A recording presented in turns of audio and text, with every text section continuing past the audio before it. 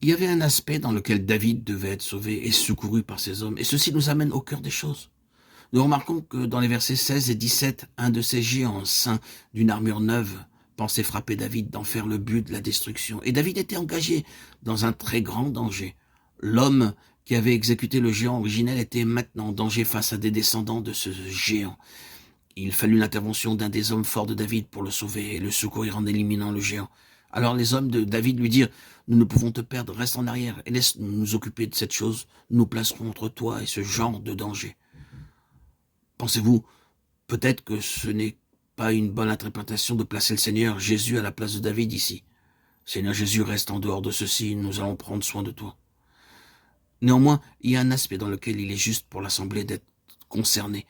Les intérêts, l'honneur, la gloire et le trône du Seigneur Jésus sont intimement liés avec l'Église.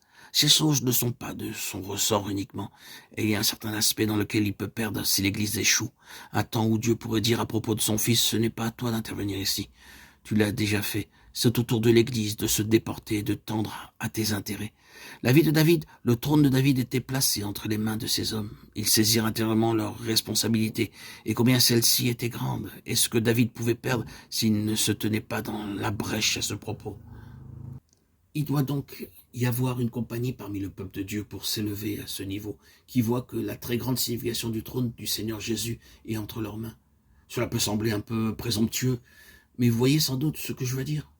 Si nous ne prenons pas notre responsabilité par rapport à l'agression des forces des ténèbres, si nous ne sommes pas fortifiés dans le Seigneur, si nous ne résistons pas face aux principautés et puissances, ce n'est pas seulement nous qui allons perdre, mais le Seigneur aussi. Son trône va être affecté.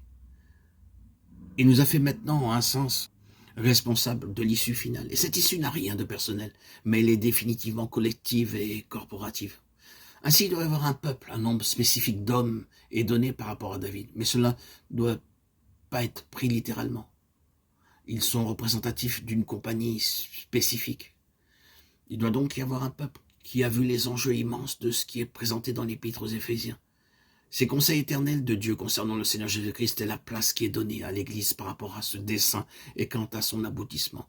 Cette compagnie qui a dépassé le stade de gratification personnelle et qui est maintenant totalement consacrée au Seigneur et au dessein de Dieu le concernant et qui a compris que la responsabilité lui est échue. C'est ce que je ressens comme étant la parole du Seigneur pour nous maintenant. Ne pas être des chrétiens ordinaires, mais nous devons réaliser que Dieu doit avoir une compagnie qui lui soit donnée au sein même de la moyenne et de la médiocrité et qui répond aux hommes forts de David, et ceci afin de s'approprier l'issue ultime de la souveraineté de Christ. Le Seigneur est impliqué dans ces batailles dans lesquelles nous sommes précipités. Elles ne sont pas uniquement nos batailles, ce sont les batailles du Seigneur.